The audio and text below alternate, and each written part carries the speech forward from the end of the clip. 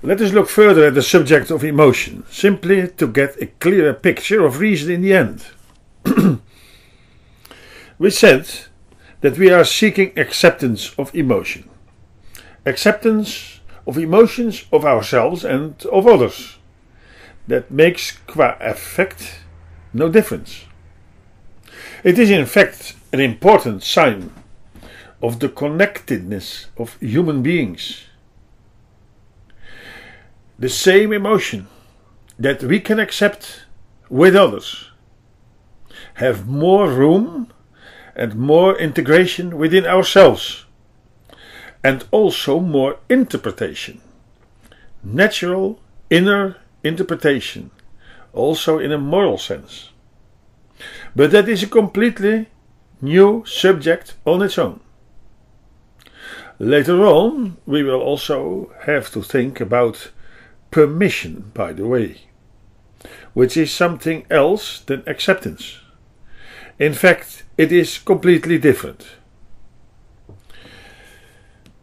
Also, we stated that when we come nearer to our own weakness, our own vulnerability, that we become stronger then. In fact, we also state that in a sense emotion is a form of weakness in the sense of rash control. Emotion can very hardly be controlled in just a moment, when it is unexpected. We can suppress it if the emotion is not too strong. It is also possible that in a certain period, in very stressful situations, or for instance in childhood, there is no possibility, no place for emotions. Let us consider that for a moment. What happens then?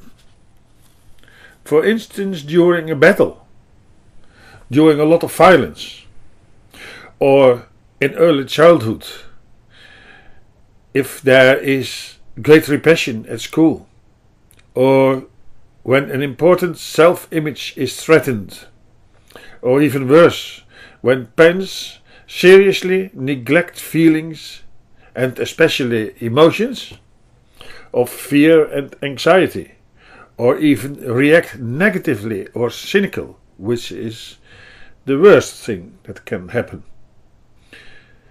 What happens when, generally spoken, there is simply no room for feelings and emotions, especially emotions? Especially in a childhood that leads to the urge of extremely strong suppression,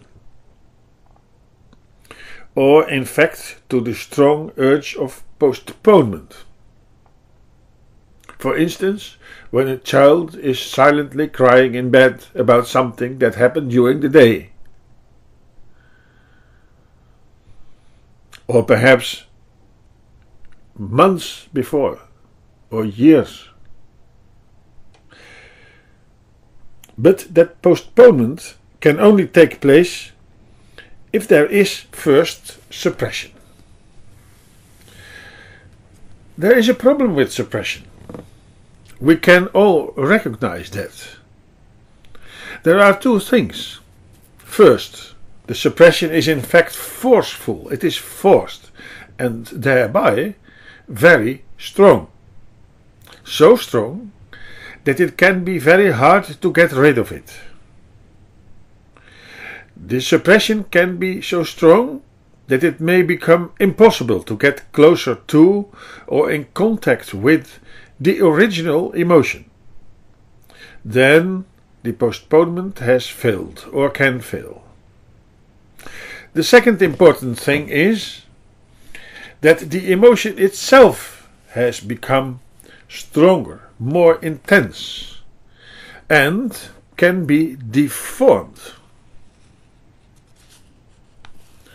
so that the emotion becomes unnatural, strange, or unlogical, and therefore hard to accept or even recognize by the person himself and by others.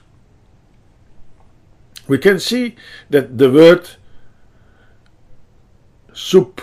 pressure in Latin means pressure from above. If we take that literally, when we pull down our hand, for instance, on a table, we will feel that table more intense when we press harder. We see that also with feelings and especially emotions. When we press emotion, the emotion will become intense, but yet not really sensible and conscious.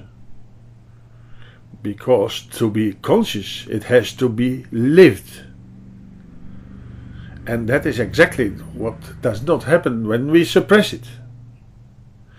The intensity shows itself in restlessness and weariness at the same time. That is in an uncomfortable situation. Hard to carry, in a way, with us, that suppressed emotion.